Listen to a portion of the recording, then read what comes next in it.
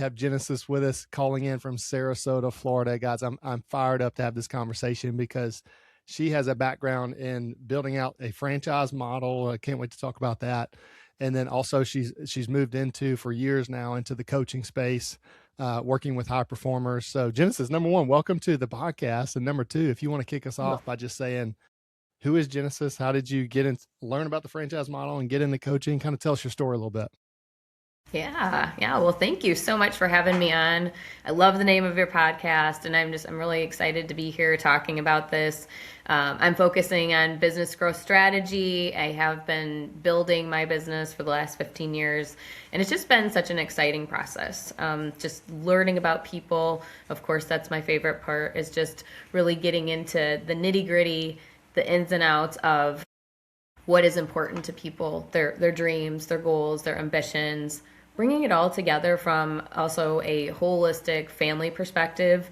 I'm a mom of 4, so life can get to be interesting at times, navigating all of the things. And so I very much relate to the entrepreneurial world where we're doing it all, where we're managing all of the things. We sometimes get burned out. We get to these places where we feel like we're constrained. And so that is the thing that I really help my clients to focus on, is helping them to evolve to a space where they don't feel the bottleneck. They have a business model that's going to work for them. They have the workflow where they can transition from one activity to another without just that constant feeling of stress. So with regard to the franchises, my husband and I have we acquired 6 Anytime Fitnesses over the course of the last 15 years, and just was a really great experience running those businesses, because not only was it neat to see so many people change their health, change their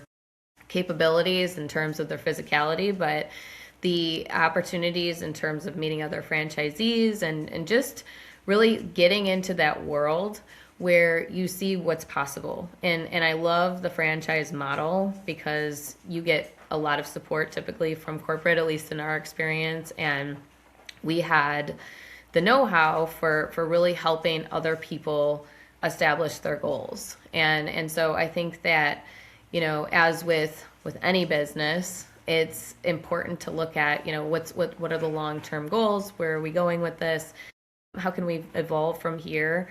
And we kept acquiring them. So we started with 1 and ended up with 6. And now we are out of that. So my husband is building a fitness app, and actually just finished within the last month. So we're very excited, potentially getting into the YMCAs and looking at other large gyms, box gyms that we can potentially get into. And so that world is definitely not closed off. It's just kind of reframing and moving in a little bit of a different direction. Yeah, I love that, Genesis, because one of the things that, so it seems like you kind of, you got into Anytime Fitness, with that first store. I guess at the same time, you said you've been doing both of those for about 15 years, right? The coaching side and the franchise side. Simultaneously, yes. Yeah, I love that. But what I love about your experience is that you're implementing what you're coaching about into running businesses as well. And so I think there's just so much power in that. And so I would love for you to take us back. Did you know, like 15, or let's just say even more than 15 years ago, what was the trigger for you to say, like, hey, coaching is needed, and I think this is a thing I need to build a business around? I'm curious what kind of sparked the why power behind that. So interestingly enough, I actually started in the Chicago public schools. So I started as a paraprofessional, and I saw the need for leadership. I saw the need for mentorship. Working with the youth is really where my heart's at. I love working with the younger generation, and I have such a passion for just helping them to see that you can set goals, that you can think outside the box, that you don't have to just go through the progressions of like what a typical school unfortunately will tell you. Yeah. And what I saw with that when I was in the school is that there was, obviously a specific curriculum that they provide. And I wanted to come in and provide all this new curriculum. I wanted them to be able to have accessibility to different kinds of tools. But where we were, it was not possible. And they would not allow anything to come in from the outside to basically change what they had in terms of their infrastructure that was created. And so I saw that as basically a dead end. And I'm like, I need to go on my own. I need to start helping individuals see that there is a different kind of future that can be created, that this is not just the end all be all. And growing up, I didn't have a personal mentor. I didn't have somebody coming to me in school and saying, this is what's possible. These are the things that you can do. And I always yearned for that. I yearned for the opportunity to come in and just give me some direction, give me some clarity. Yeah. And so that passion inside of me kind of bled into working with the youth. And then as I did that, I found myself just loving leadership development, like creating, developing, innovation. And so I went back and I got my master's degree, and I started getting involved in training and development from that standpoint. And so kind of one thing led into another with the coaching, whereas I saw myself in a lot of different worlds. I ended up working for corporate for quite a few years in healthcare. I was in healthcare administration, and I did some physician development, long-term care, hospice, home health. So all of those different areas from a business building standpoint and marketing.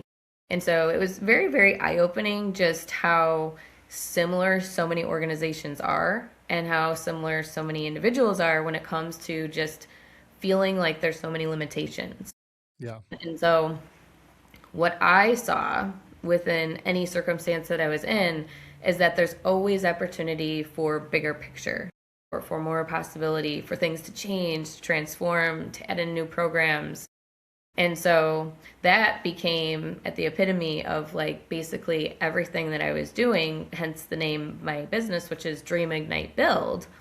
It all starts with that dream. And we have to be able to, in order for that dream to come to fruition, there has to be some type of ignite or flame or like passion that's released in order for us to start building it. So it's like that process of creating the dream, but then you also have to release it into the world to believe in it, to say that it's okay, to give yourself permission to take the action and then to build upon it. And my word for the year this year it's elevate. So beyond the building, now we're taking into the elevation standard. We're moving up, we are creating, we're leveling up, we're rising. And so it all flows together. And when I work with my clients, I absolutely love the idea of taking them from where they're at to where they want to be, creating that vision, developing that vision from a standpoint of just, again, no limitation. Like there's no ceiling, there's no box, there's nothing that prevents you from following your dreams. And so we are, I just went to an event yesterday, and it was that constant reminder that we are our own worst enemy. We are the ones that ultimately, at the end of the day, prevent ourselves from taking any kind of action, small action, big action, thinking about what's possible, releasing ourselves of the limiting beliefs. And so going back to what we were talking about with the story, after I worked in healthcare for a little while, I just realized that, you know what, as much as I love helping people in this arena, it's more important for me to go off on my own to start developing programs that are really going to hit the nail on the head and open up the doors for individuals. And I can't do that when I'm working in a corporation. I have to be an entrepreneur. And so once I realized what was possible for myself, that I didn't have to answer to anyone, that I could make my own decisions, that I could create my own schedule, that I could talk to anyone and anything is possible, then it completely reframed the way that I was able to live, the way that I was able to spend time with my 4 kids, and my husband.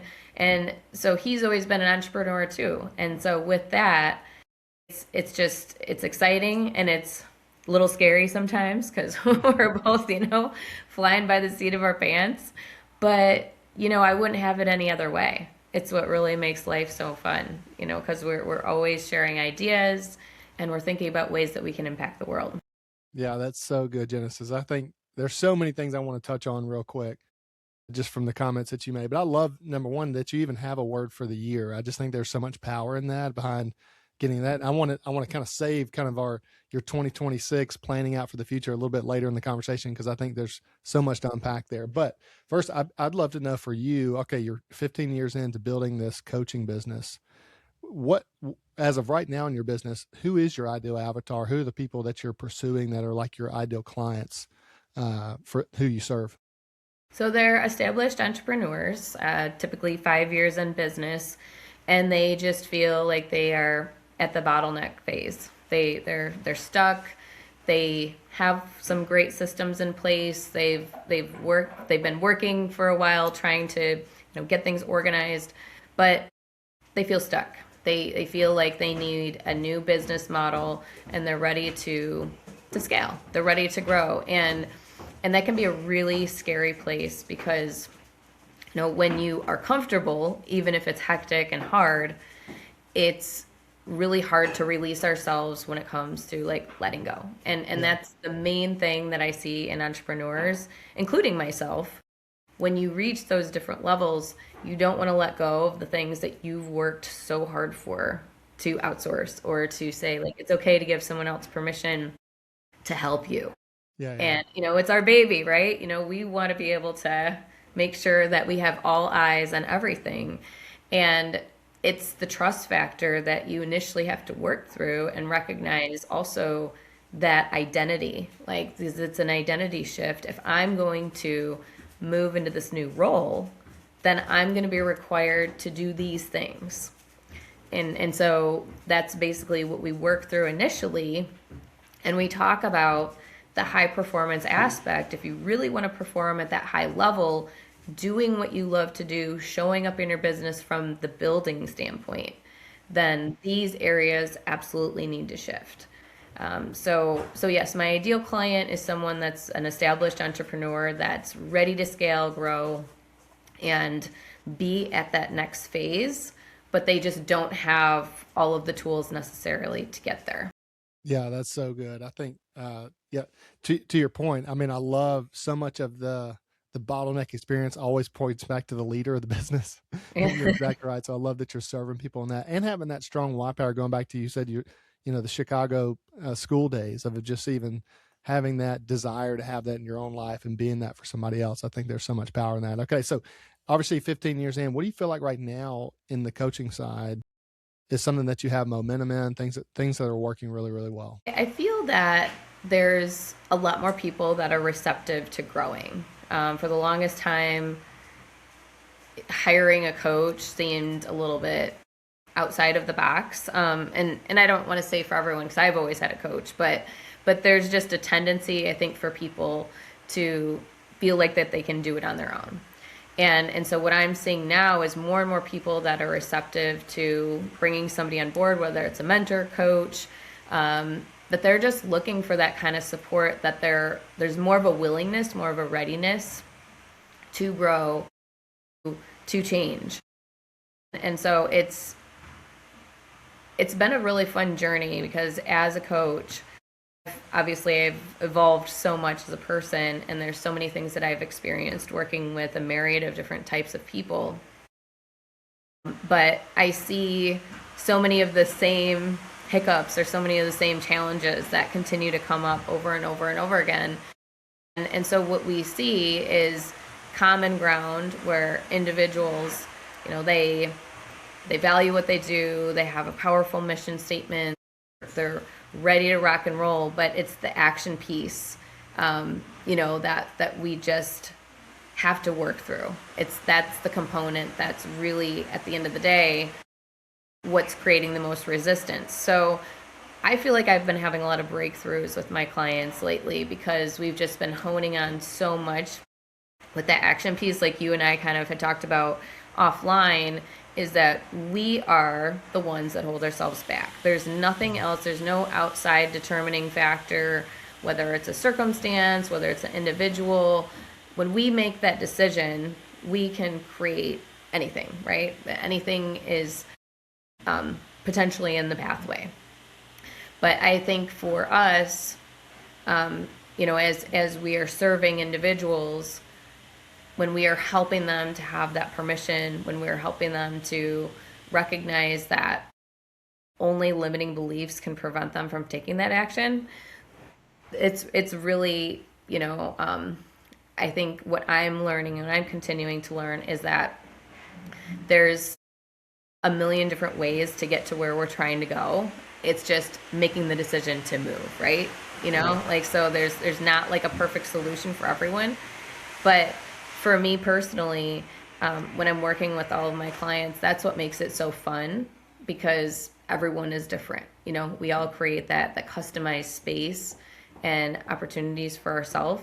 But once we determine what works for us and we follow through with that specific strategy, then we're going to rise so quick.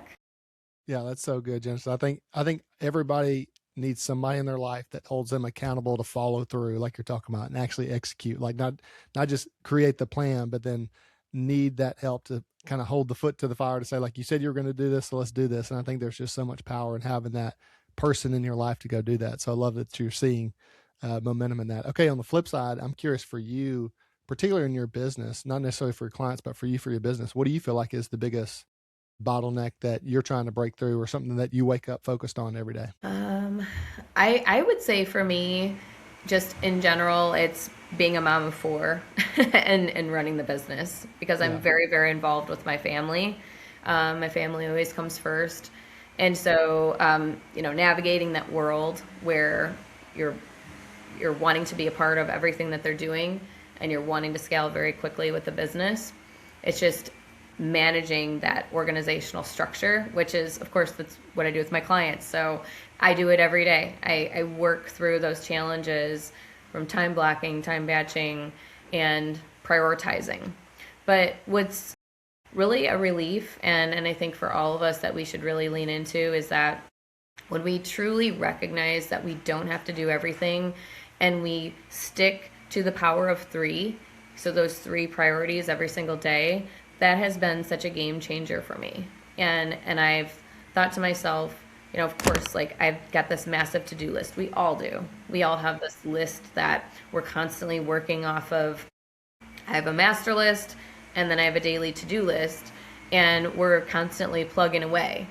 But when we recognize that there's always going to be things that are prioritized more than others, and even if they're pretty close, there are things that are absolute essentials for each and every day, which makes it kind of fun too, because every day is unique in its own way. Every day we have the ability to be grateful for different things. And so I think to myself, from a gratitude perspective, what are the things that I'm prioritizing right now? And I want to hold those up on a pedestal. I want to work on them with my whole heart, my full heart, and just be all in on it, versus like trying to work on 10 things where I'm half in, half out. Yeah. So that's been one thing that's been really working well for me, and I'm just so grateful that I've been doing this for a while, but even more so, like, as my kids get older, it's like it has to be like solidified. It's not like there's that kind of flexibility. There are flexible things that we do in our schedule, but there's certain things that we just have to be absolutely committed to.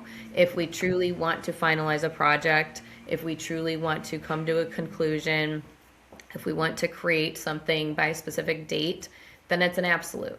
So that's what I have to say, especially like going into this year, new mindset, new structure for those of us that are trying to plan accordingly. Don't try to do everything, pick and choose wisely with your specific timelines when those things can be done. And the beautiful thing about this is, I always tell my clients this: you don't have to not do it ever. It's not like you're like throwing this away and saying like, I'm not going to do that. It's just choose to do it within the next 2 weeks.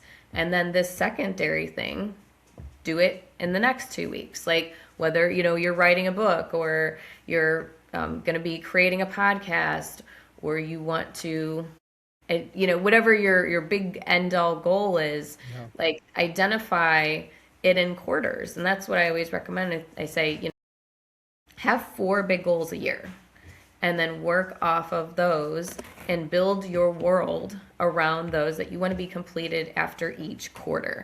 And I think that that's really helpful too, because then again, we're all in on those things. We're not 1 foot in and 1 foot out. Like my big goal for this first quarter is to finish my next book, which is Elevate. And so I want to have that finished by this first quarter. So the other things that I have been working on behind the scenes are going to be moved to second quarter. Yeah.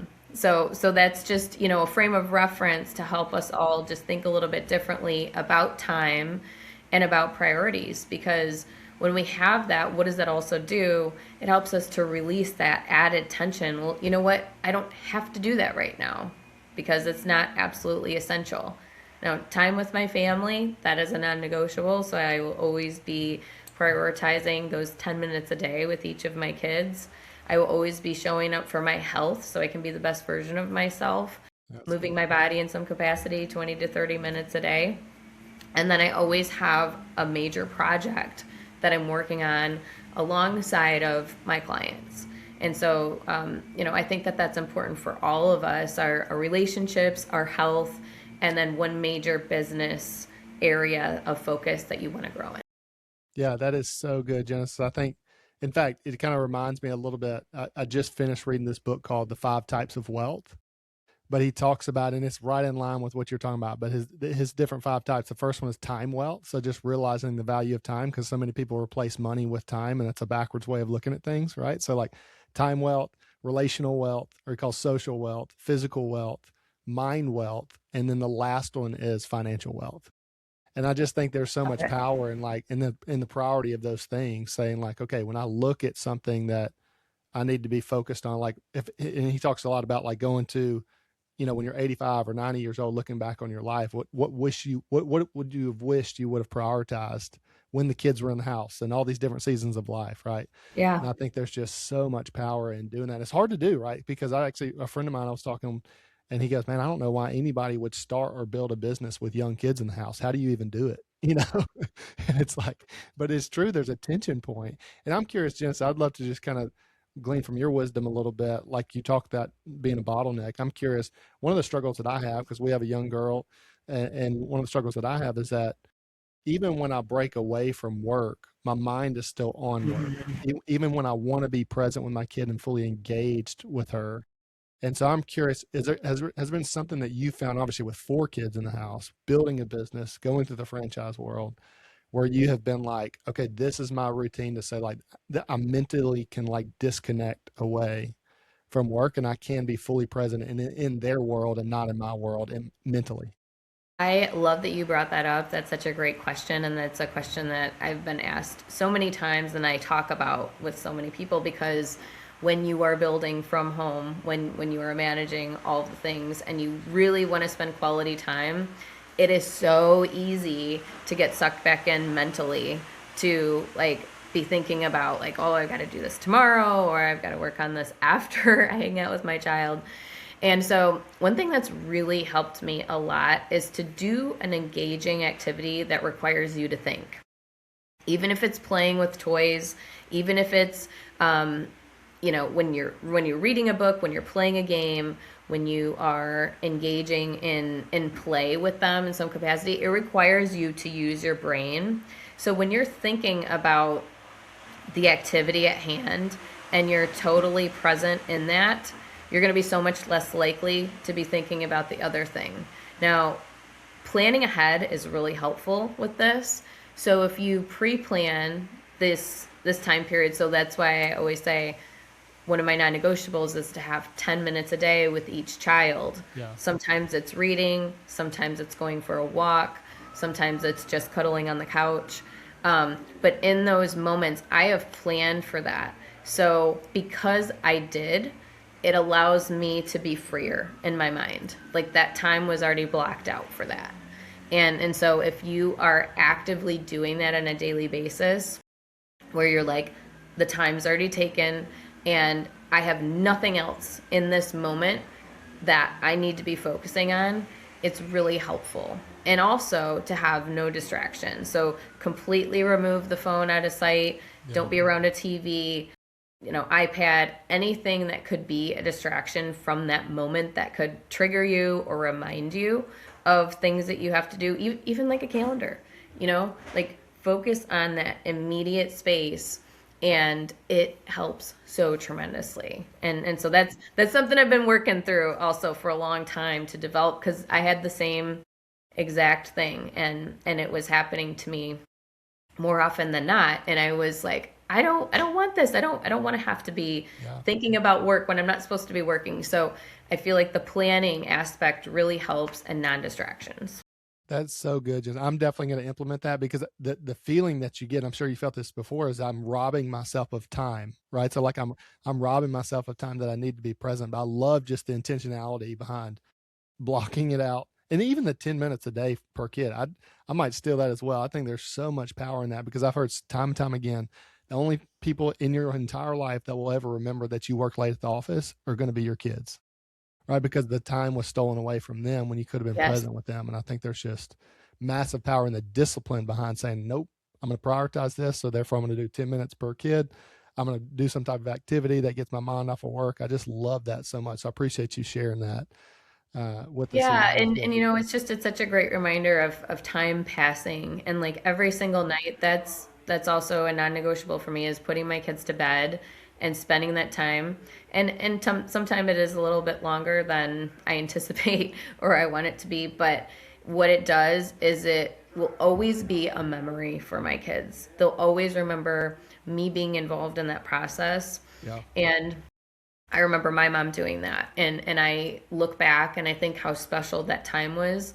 And that is one of the best times to connect with your child. So even if you cannot connect during the day, you don't feel like there was that adequacy, then I encourage you and anyone listening to spend at least 10 minutes when they're in the bed, sit on the side of the bed and just be present with them. Even, and you know what, I will tell you, take your watch off. Take the watch off so that you're not looking at your watch. Yeah. That's Like, good. be fully present and engaged, and it will mean so much to them. My 13-year-old, I still do this with him every single night, and he appreciates it. And even if we don't say a lot, it's just that presence of knowing that I'm truly engaged with them. Yeah, that is so good. I feel like we could talk for hours just on the family dynamics of that. It's something that definitely strikes home for me for sure. I love it so much. Okay, but I do have to shift gears a little bit because I want to honor everybody's time. But if you're okay, I want to go a little bit late because there's so much stuff to talk about here on this podcast. Because I'd love to know one more question, I guess, about your business before we dive into 2026 planning stuff. And I know we've talked a little bit about that, but I'm curious. Obviously, the name for the podcast is Built for Profit. So I'm curious for you. You can kind of answer this in two different ways if you want to, but things that you've gone back to consistently from a metric or something that you're tracking to see if your business is healthy, and then also possibly what you're also doing to help that from a standpoint of with your clients as well. So like some type of metrics or key performance indicators, whatever that may be. I'm curious, what are you tracking to make sure that you're on track and on line with your goals, and how often are you looking at that kind of stuff, and just kind of tell us your flow there. Sure, sure. So I'm always tracking revenue generating activities. So if I am posting 5 times a week, what type of engagement am I getting? And for me, a big part of the way that I show up in the world, of course, is online. And I know that that's for most of us. But if you are not tracking your analytics, the amount of engagement that you're getting in that regard, then you're not going to know if the type of content that you're putting out is effective. And so I'm always thinking to myself, how can I provide more value in any given day, anything that I'm doing, any way that I'm showing up in the world. And the way that I know that is through the engagement. I know that people are watching me, I know that people are interacting, and I look at those analytics. And I also track, like today, for example, I'm doing a master class. I had 30 people sign up. I'm really excited about that. So tracking when those people sign up, how did they find me? How did they come across my information? What are the things that are working, that are funneling people into my world? And so I think that that's really important for us, because I'm a firm believer in not wasting our time, right? Yeah. There's so many different ways that we can build and we can grow and we can expand and we can create. But if we're just creating just to create and it's not moving the needle forward in any capacity, then we need to pivot, right? So definitely tracking the types of activities that you're doing, and that's included with like networking. If you are going to a networking group and it's turned out to just be basically like a social group and you're hanging out, there is time for socialization. We can block that into our schedule if we want to socialize, if we want to go hang out at a restaurant, then that should be blocked into your schedule. But when it comes to networking and you're truly wanting to move the needle, you want to build business, you have to ask yourself the hard questions of, does this really truly impact the bottom line? And nobody necessarily wants to go there. They don't want to talk about money necessarily, but that's why we're there at the end of the day. And to make money means that we get to make impact. We get to make impact for our family, for our community, for the world. And so that's what I always go back to when I'm working with my clients, is that you have to be focused on revenue generating activities. You have to make sure that you are prioritizing them, and you have to make sure that you are seeing that there is an actual result that's happening from it. So I would say, for all of us, really truly assess what you're doing on a daily basis. Take the time to identify what you're doing and how, if anything, from that action is coming to fruition, and then make a decision. Yeah. And I would say, a good way to do that is to be consistent with something for about 90 days. And then after you've gone through those 90 days, if you're seeing that all of this time and effort is not bearing the result that you want, then it doesn't mean that you necessarily have to entirely shift, but you do need to shift something, right? Yeah, so, so there's two things I want to mention off that comment. That's so good. I'm a full believer, exactly what you just said. Profit equals impact, right? And so you have to have something that in your life that's tracking exactly how you're doing, not just on the revenue side, but on the margin that you're making on that revenue. Yes. Because it gives you the ability to be more creative, to have greater impact based on the people that you want to serve, right? Whether it's treating your employees better, wowing your customers, doing more things, giving away money, all kinds of things that you can do from a margin standpoint to have greater impact for what you're called to do as a business owner, which I love so much. And then, I forgot, what was the thing you just mentioned? I have to edit this out, but I was just thinking there was something so good that you just mentioned that I was about to say. I'm trying to think. How did you finish that one? It was the profit equals impact, and then, dang, sorry, Genesis, I forgot. I'm not sure the exact quote. No, it was so good. I was going to say something about it, and I got on a rabbit trail of the profit thing, and I completely forgot. All good.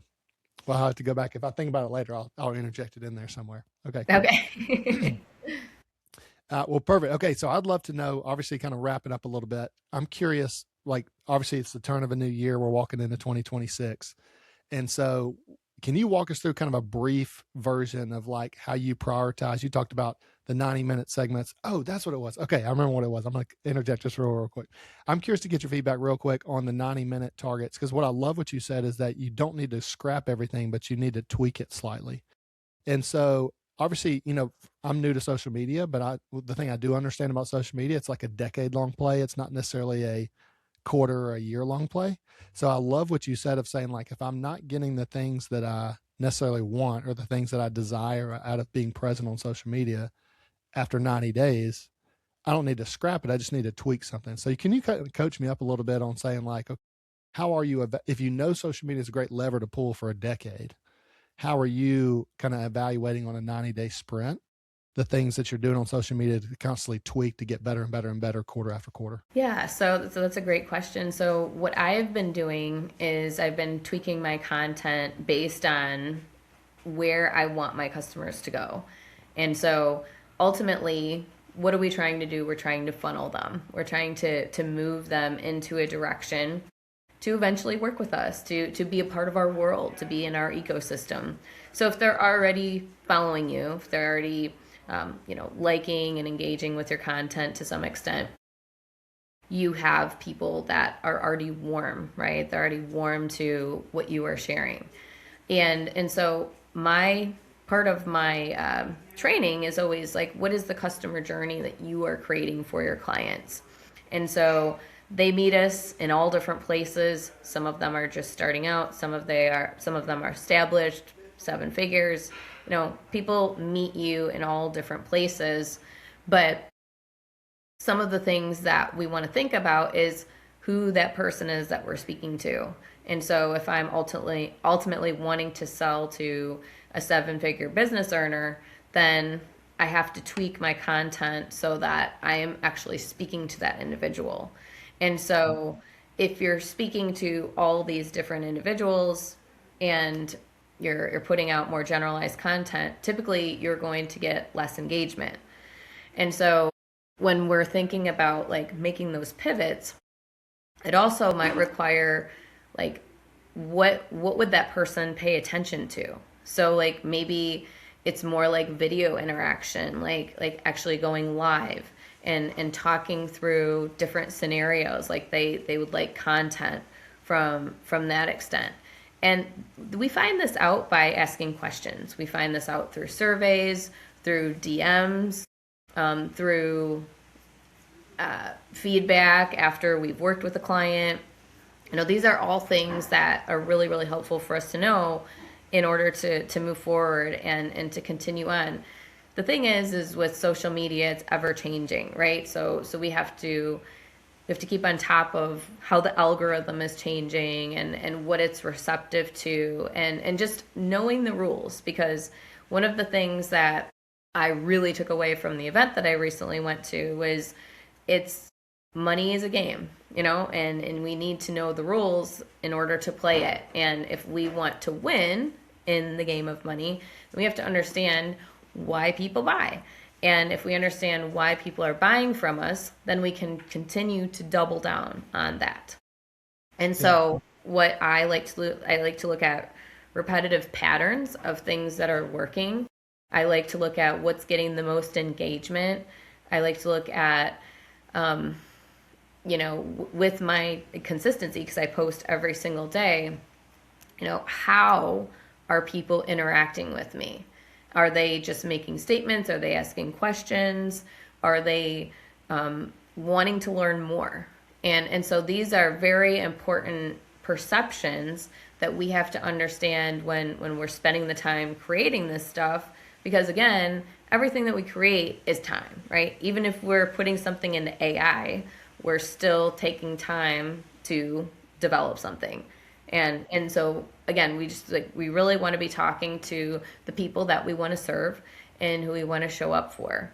And so I think that those increments of time, like I said, after 90 days, if you find yourself doing a specific social media strategy, branding strategy, marketing strategy, and it's nowhere near you want it to be, then you have to look at, okay, well, what in all of that, where were the people most receptive? Because typically, we have like ups and downs in terms of engagement and how people are buying and trends and that kind of thing. Beginning of the year is always a great time for all of us as entrepreneurs because people are ready to buy. They're ready to change. They're ready to make advancements in their career. They want to start the year fresh on a good start, right? And so now is an ideal time to really start sharing and putting out programs and talking about new ideas and ways that clients can work with you. So that's what I would say for a fresh start for the year, because, when most people have New Year's resolutions, most people have goals, vision boards. And so if you are a part of that equation in some capacity and you can help them to right out the gate, start moving that needle forward quickly, that's going to be very attractive. Yeah, Genesis, that's so good. I appreciate you catching me up on that, because it's just a great way to think about the framework of being consistent long-term in the social media game. I love that so much. Okay. As we wrap up a little bit, I know we're a little over time. I would love to know kind of your framework a little bit for walking into a new year, that kind of stuff. Just kind of walk us through how you walk through your clients. Sure, sure. So I'm excited. 2026, here we are, halfway through January, and I start the year with. I have a huge calendar, so I always recommend this for my clients to have a big calendar that they have on their wall so that they can see their entire year. And you can just get this on Amazon. You can buy it's like a whiteboard kind of thing, and it just fits there. You could tape it up on the wall, and it gives you understanding of what's to come. A lot of the time when we're shifting through our schedules, we're looking month to month, week to week. It's important to have that, of course, and I have those too. But when you could see the whole year, you get to see the big picture. You get to see what's coming, you get to see where you're headed. And then I divide that calendar up into quarters. So I have lines within each quarter to say, as we talked about prior, what are the major projects? What are the things that I want to have completed by the end of each quarter? And what is going to happen based on that completion? How does that move the needle forward for me? How does that change what I'm doing in my business? Because we always want to have growth mindset. We always want to look at how we're moving forward in some capacity. And I learned that the word money comes from the word current, and current means movement. You can't have a current without movement. So if we're thinking about moving our money, evolving in the way that we think, the way that we do things, there has to be momentum, right? So we have to have some kind of movement and or inertia that's going to get us to a destination point. So when you think about it, we really are running a race. We start at the beginning, and it's more like a marathon. We're staying consistent. We've got a great pace that we're comfortable with. And then we're going to stretch ourselves a little bit. We're going to do some sprints in between. So each quarter is a way to identify your growth. Every single quarter, you have a specific set of priorities and goals, and then that larger project, like I said. And if you stay consistent for those 90 days, your life and business will be dramatically different. And again, the more specific and clear you are, the better results you're going to get, and the more effective you're going to be. The more flow you're going to have, the easier it's going to be to actually get that traction. I really like to work from a time perspective because I think it's really great from a visual standpoint, just helping us to have an idea of exactly where we're headed, what can we do to work backwards. We have this end point, and then another end point, and then another end point, and then another end point, until we're done with the year, and then we get to reestablish what is the new theme for this year. So as I told you, the word for the year is elevate. And so I'm working on elevating all of those systems, the processes, the organizational structure. What is that going to require in order to get to that next level? How can I remove myself as the bottleneck if it's starting to get constraint from different aspects of how the business is being pieced together? What other support do I need? Where do I need to outsource? How can I put this into a CRM so that the software is going to take care of it, right? So we look at all of those different things so that the work is more seamless and we are flowing at such a greater capacity. Yeah, Genesis, that's so good. I think there's just massive, massive power in having that calendar somewhere in your office that you can see on a daily basis to almost get you out of the overwhelm of the fires that you got to put out on a daily basis to remind you again to be like, oh, this is going to be an incredible year because here's why. And here's the priorities that I'm putting in place. Yeah. To kind of let you see those things. I think there's just so much power in just the visual side of seeing that on a daily or weekly basis. And I love kind of what you were talking about because the quarterly, I think there's massive power in having those 90-day sprints And I've heard it said, like, what is the one or two habits that you need to do every single day that's going to accomplish that goal for you at the end of those 90 days, right? And it goes right back into what you're talking about, to like see that on the calendar to make sure you're prioritizing the right things. And I think there's so much power in doing that. Okay. Well, like I said, I feel like we could talk forever. We're way over time. Really, really love this conversation. So Genesis, if people want to know more about you, more about your coaching business, where's the best place to find you? I am on all the socials. My website is dreamignitebuild.com, and I have a variety of different programs available. So I mean, if you want to check me out on LinkedIn, I have a Facebook business page. I just started into the world of TikTok, so here we are. Finally, it's finally the year. So I've gotten on that, and then I also have a podcast as well. So Dream Ignite Build. We are on YouTube, and we are actually just celebrating our full year. So I started my podcast last January, and now we've been going for a year. So that's super fun. 1 year anniversary. But we are on all platforms for that as well. Spotify, iTunes, iHeartRadio, all the things. So yeah. That is so good, Genesis. I love it. We will put all of those links in the show notes so everybody can easily find you. But thank you so much for this conversation. This has been it's helped me a ton. And so I really appreciate you sharing your wisdom and telling your story, and just appreciate you being on today. Absolutely. Thank you so much for the opportunity. This has been wonderful. Let's go. I love it. All right, let me click stop.